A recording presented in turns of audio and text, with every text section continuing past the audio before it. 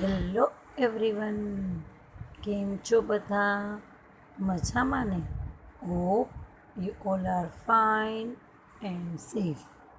તો વિદ્યાર્થી મિત્રો, આજે આપણે કંપનીની સ્થાપના વિશેની માહિતી મેળવીએ. આપણે જો કોઈની સ્થાપના કરવી હોય તો કઈ રીતે કરી શકાય? તો સૌપ્રથમ આપણે કંપની વિશેની માહિતી મેળવીએ. કંપની એટલે તો કંપનીનો વ્યક્તિ માલિકીનું સ્વરૂપ પણ આપણે જોયું, ભાગીદારી પેઢીનું સ્વરૂપ પણ આપણે જોયું, અને આધુનિક વાણિજ્ય પેઢી એટલે કંપનીનું વિશાળ ક્ષેત્ર પણ આપણે અહીંયા જોઈએ છીએ. કંપની એક કૃત્રિમ વ્યક્તિત્વ ધરાવે છે, એટલે કંપનીના અસ્તિત્વ માટે એક લાંબી અને જટિલ વિધિ છે એ કરવી પડે.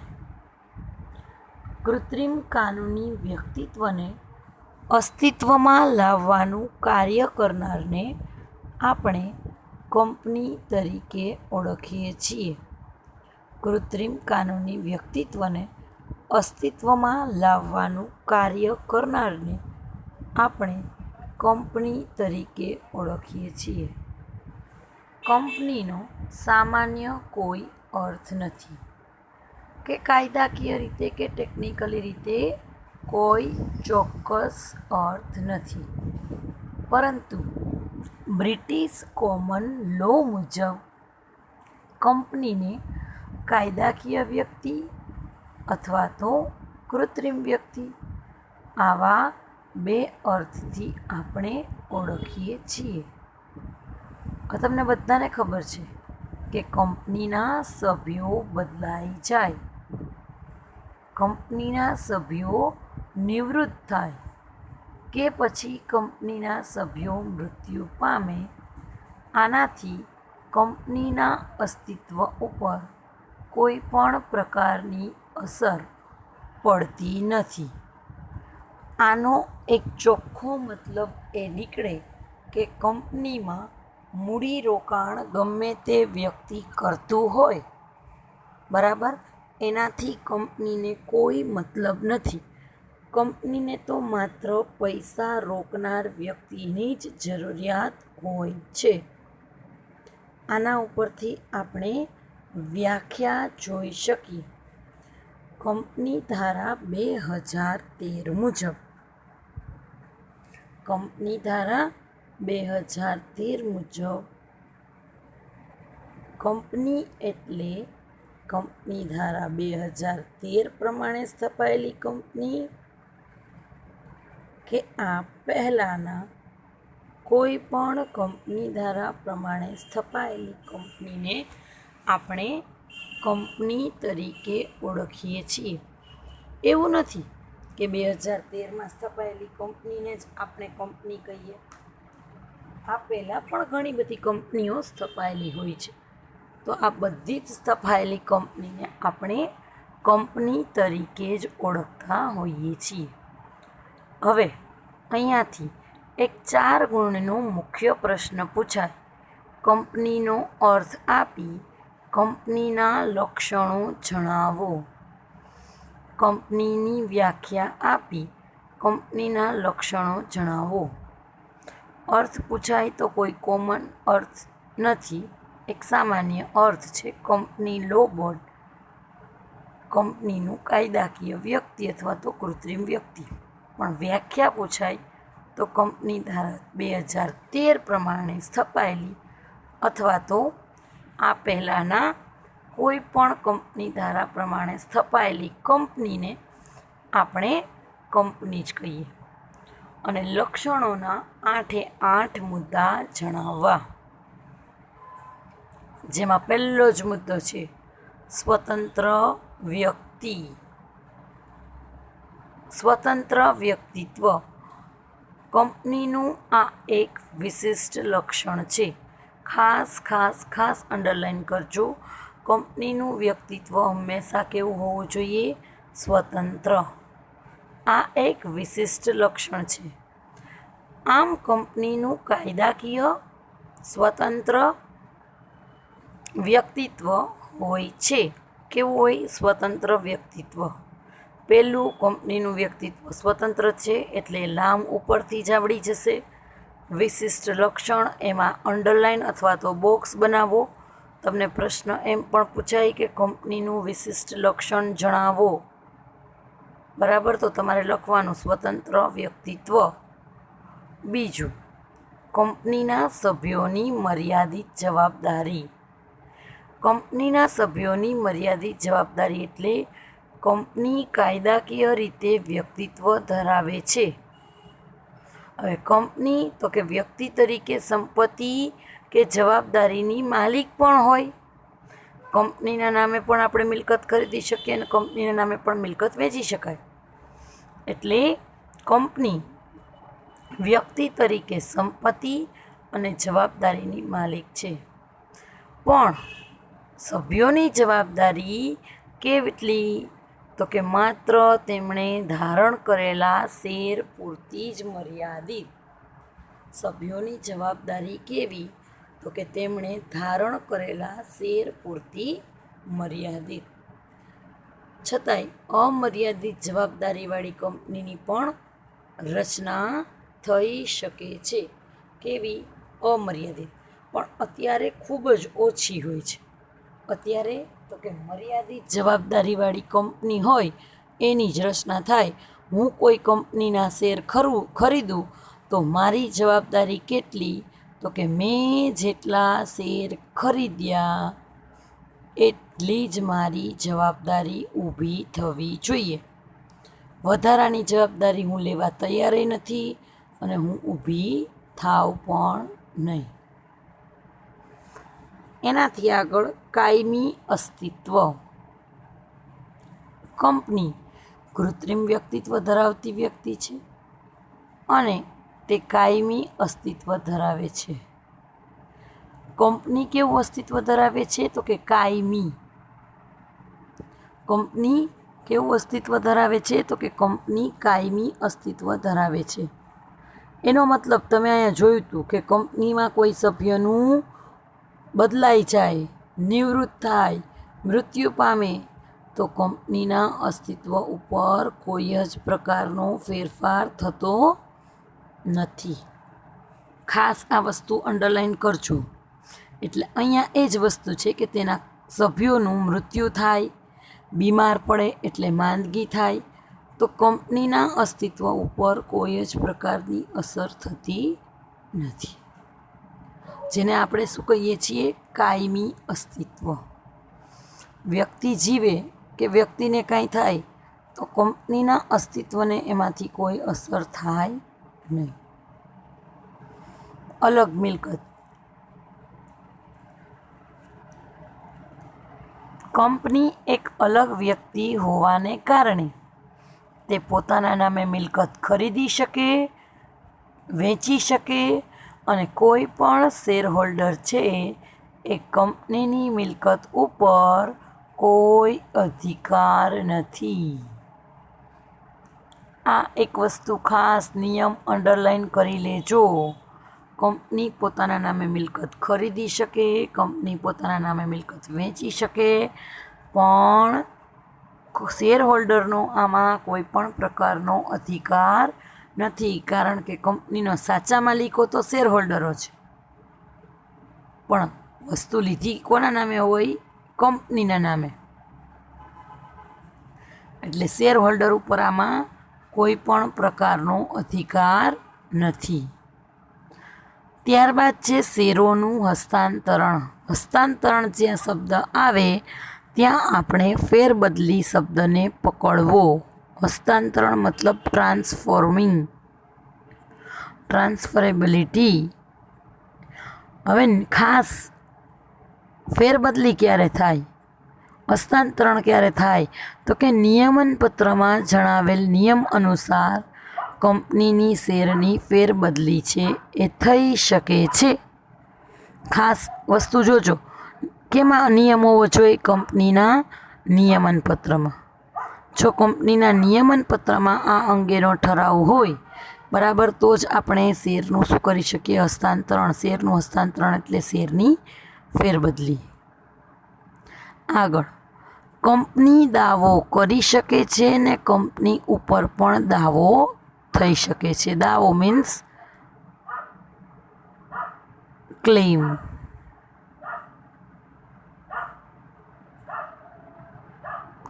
કંપની દાવો કોઈ ઉપર કરી શકે, બરાબર, તો કે કંપની છે એ કાયદાની નજરમાં રહીને એક કાયદાકીય વ્યક્તિ હોવાને કારણે કોઈની પણ સામે કાયદાકીય પગલાં ભરી શકે. કોઈ પાસેથી, કોઈ કંપનીએ તમારી પાસેથી ઉછીના નાણાં લીધા છે અને તમે જો આ કંપનીને પરત નાણાં નથી કરતા, બરાબર, તો કંપની તમારી પાસેથી લીગલ એક્શન લઈ શકે. કારણ કે કંપનીને કૃત્રિમ વ્યક્તિત્વ મળવાને પાત્ર છે. કંપનીને કૃત્રિમ વ્યક્તિત્વ મળ્યું છે એટલે કંપની કોઈ અન્ય કંપની ઉપર કે અન્ય વ્યક્તિ ઉપર દાવો કરી, બોલો, દાવો કરી શકે. એવી જ રીતે કંપની ઉપર પણ દાવો થઈ શકે, બરાબર. તેવી જ રીતે કંપનીમાં કોઈ પણ ત્રાહિત વ્યક્તિ હોય, કંપનીમાં એનો કરાર ભંગ કરે કે અન્ય કોઈ પણ કારણસર કંપની સામે દાવો કરી શકે છે, બરાબર. એટલે બહારની કોઈ વ્યક્તિ પણ કંપની સામે દાવો કરી શકે. અહીંયા એક વસ્તુ તમને કહું, કંપની દાવો કરી શકે અને કંપની ઉપર પણ દાવો થઈ શકે. એલજીની કોઈ પણ પ્રોડક્ટ લ્યો, બરાબર, અને જો ખરાબ પ્રોડક્ટ આવે તો આપણે કંપની ઉપર દાવો કરી શકીએ, બરાબર. અને આ જ વસ્તુના તમે સમયસર હપ્તેથી લીધી હોય અને નાણાં ન ચૂકવે તો કંપની પણ તમારી ઉપર દાવો કરી શકે કે સમયે સમયે તમારે વસ્તુ ઉધાર લીધી છે એના રકમ ચૂકવવી જોઈએ. ત્યારથી આગળ છે વ્યાવસાયિક સંગઠન, પ્રોફેશનલ મેનેજમેન્ટ. કોર્પોરેટ ક્ષેત્ર છે એ વ્યાવસાયિક મેનેજરોને આકર્ષવાની ક્ષમતા ધરાવે છે, બરાબર. આ એક વસ્તુ ખાસ અંડરલાઈન કરજો. કોર્પોરેટ ક્ષેત્ર વ્યાવસાયિક મેનેજરોને આકર્ષવાની ક્ષમતા ધરાવે. શું થાય કોર્પોરેટ ક્ષેત્ર એટલે? તમે જે ધંધો કરો છો, તમે જે બિઝનેસ કરો છો, તમે જ્યાં નોકરી કરો છો, આ બધું જ કોર્પોરેટ ક્ષેત્ર કહેવાય. જ્યાં વ્યક્તિ સરસ કામ કરતો હોય એ અન્ય વ્યક્તિઓને આકર્ષવાની ક્ષમતા ધરાવે, બરાબર. કોર્પોરેટ આખું ક્ષેત્ર છે એ વ્યાવસાયિક મેનેજરોને આકર્ષવાની ક્ષમતા ધરાવે છે. જે વ્યક્તિ સારું કામ કરે એને પોતાની તરફ ખેંચશે. કોર્પોરેટ ક્ષેત્ર વ્યાવસાયિક મેનેજરોને આકર્ષવાની ક્ષમતા ધરાવે છે. વ્યાવસાયિક મેનેજરો છે એ કાર્યદક્ષ અને ગતિશીલ હોય છે. વ્યાવસાયિક મેનેજરો કેવા હોય? તો કે કાર્યદક્ષ, બીજું ગતિશીલ. તેઓ પોતાનું કાર્ય ખૂબ જ ઝડપથી કરતા હોય છે અને આવા લોકો જ કંપનીને ક્યાં લઈ જાય? તો કે પ્રગતિને શિખરે લઈ જતા જોવા મળે છે. કંપની આગળ વધે, બરાબર, કે કંપનીમાં તાળા લાગે, આ બધું જ કોના ઉપર આધારિત છે? વ્યાવસાયિક મેનેજરોને, બરાબર. આ વ્યાવસાયિક મેનેજરો જેટલી ઝડપથી ને જેટલું કાર્યદક્ષ, જેટલું ગતિશીલ કામ કરશે, બરાબર, એટલું જ કંપનીને આપણે ક્યાં લઈ જઈએ? તો કે પ્રગતિના શિખરે લઈ જઈ શકીએ છીએ. લાસ્ટ, નાણાકીય વ્યવસ્થા. નાણાંની વ્યવસ્થા નથી તો અન્ય બધી જ વસ્તુઓ નકામી હોય છે. કંપની શેર કે ડિબેન્ચર દ્વારા જ મૂડી છે એ એકઠી કરીને કોઈ પણ ધંધાની શરૂઆત કરી શકે છે. એટલે નાણાંની વ્યવસ્થા કંપનીમાં કેવી રીતે થાય? શેર અથવા તો ડિબેન્ચર ખરીદીને. નાણાંની વ્યવસ્થા કેવી રીતે થાય? શેર અથવા તો ડિબેન્ચર ખરીદીને. હવે આપણો નેક્સ્ટ ટોપિક છે કંપનીની સ્થાપના વિધિ. કંપનીની સ્થાપના વિધિ. હવે જ્યારે આપણે કંપનીના લક્ષણો તો તમે જોયા છોકરાઓ, કેટલા હતા? 8. સ્વતંત્ર વ્યક્તિત્વ, કંપનીના સભ્યોની મર્યાદિત જવાબદારી, કાયમી અસ્તિત્વ, અલગ મિલકત, શેરોનું હસ્તાંતરણ, કંપની દાવો કરી શકે, કંપની ઉપર દાવો થઈ શકે, વ્યાવસાયિક સંચાલન અને નાણાકીય વ્યવસ્થા. બરાબર. હવે તો કે કંપનીની સ્થાપના વિધિ. કંપનીની જ્યારે સ્થાપના કરવામાં આવે ત્યારે ઘણી બધી કાયદાકીય જોગવાઈઓનું પાલન કરવું પડે છે. અને તમને પહેલાંય કીધું હતું છોકરાઓ કે કંપનીની સ્થાપના વિધિ કેવી છે? તો કે જટિલ અને ખર્ચાળ. આ કાર્ય છે એ ક્યારેય અચાનક ન થઈ જાય. એના માટે તો કે આપણે 2 તબક્કામાંથી પાસ થવું પડે. સ્થાપના પહેલાંનો તબક્કો, બરાબર, અથવા તો સ્થાપનાનો તબક્કો. સ્થાપના શબ્દ યાદ રાખતા હોય તો આ 2 મુદ્દા યાદ રાખવાના. સ્થાપના પહેલાંનો તબક્કો અને સ્થાપનાનો તબક્કો. અથવા તો નોંધણી. સ્થાપનાની બદલે હજી પણ તમે એક શબ્દ વાપરી શકો, નોંધણી પહેલાંનો તબક્કો અને નોંધણીનું પ્રમાણપત્ર મેળવવાનો તબક્કો. બરાબર. તો આપણે અહીંયા 2 મુદ્દામાં આ બધી જ વસ્તુનું ડિવાઈડ કરીએ છીએ. નોંધણી પહેલાંનો તબક્કો અને નોંધણીનું પ્રમાણપત્ર મેળવવાનો તબક્કો. તો સ્થાપના પહેલાંનો તબક્કો, નોંધણી પહેલાંનો તબક્કો. બરાબર. સૌથી પહેલાં આજે આપણે એના વિશેની માહિતી મેળવીશું. બરાબર. હવે પહેલાંનો તબક્કો શું કહે છે? કે જ્યારે આપણે કંપનીની સ્થાપના કરીએ ત્યારે પ્રથમ તબક્કો. બરાબર. અને આ પ્રારંભિક તબક્કામાં કંપનીની સ્થાપવાની વ્યવહારુ શક્યતાઓ, કે ખરેખર આ કંપની ચાલુ થશે કે નહીં, જેને આપણે શું કહીએ? તો કે વ્યવહારુ શક્યતાઓ. સાધન જોઈએ છીએ તો સાધનોની ઉપલબ્ધિ થશે કે નહીં. મૂડી, તો મૂડી આપણને મળે કે નહીં, તો એની બધાની આપણે શું કરીએ છીએ? તપાસ કરવામાં આવે છે. અને ત્યારબાદ આપણે કંપનીની સ્થાપના વિધિના તબક્કાઓ કરવા પડે.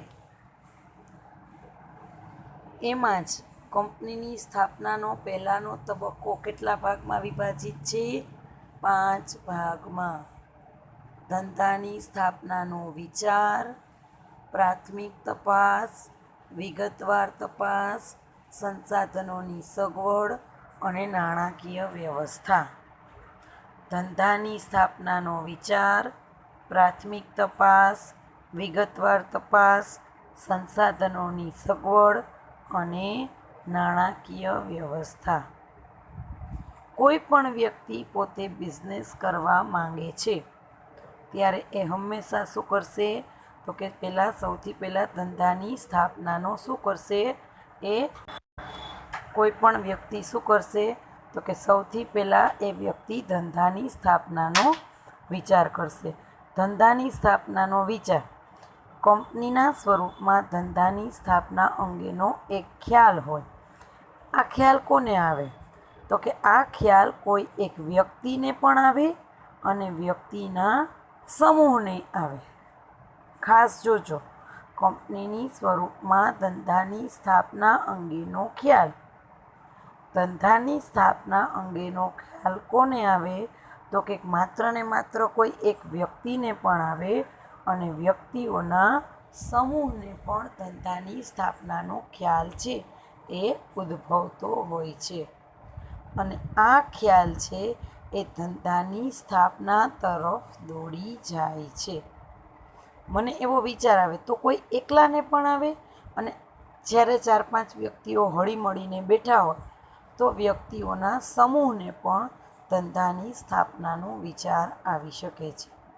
અને આ વિચાર છે, આ ખ્યાલ છે, એ ધંધો ચાલુ થશે કે ધંધાની સ્થાપના તરફ આપણને દોરી જશે. સ્થાપક છે એ આ બીજ રોપણને, બરાબર, સ્થાપના છે એ આ બીજ રોપણને તેની કલ્પના શક્તિ અને સર્જકતાને પોષે છે. કોઈ પણ વસ્તુની સ્થાપના કરો, બરાબર, ખેડૂત શું કરે? એના બીજ રોપતો હોય છે. ત્યારબાદ તો કે કલ્પના શક્તિ અને સર્જકતાને પોષે. ખાસ ત્યારબાદ સ્થાપક છે એ પોતાની કલ્પના શક્તિ અને સર્જકતાને પોષે. ઘણી વખત તમે જે બિઝનેસ કરવા જાઓ છો એમાં ઘણા બધા જોખમો હોય. તો કંપનીનો માલિક કે જે કંપનીનો સ્થાપક છે, કંપનીનો સ્થાપક એટલે શું? તો તમને સૌથી પહેલાં એક વ્યાખ્યા આપી હતી. કૃત્રિમ કાનૂની વ્યક્તિત્વને અસ્તિત્વમાં લાવવાનું કાર્ય કરનારને આપણે શું કહીએ છીએ? સ્થાપક.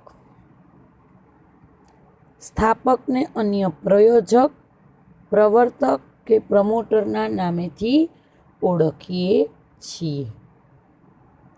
એટલે આવા વ્યક્તિઓ છે એ જે કાંઈ પણ ધંધામાં જોખમો હોય એ ઉઠાવવા માટે તૈયાર હોય છે. અને માનવ શક્તિ તેમજ માલ સામાન હોય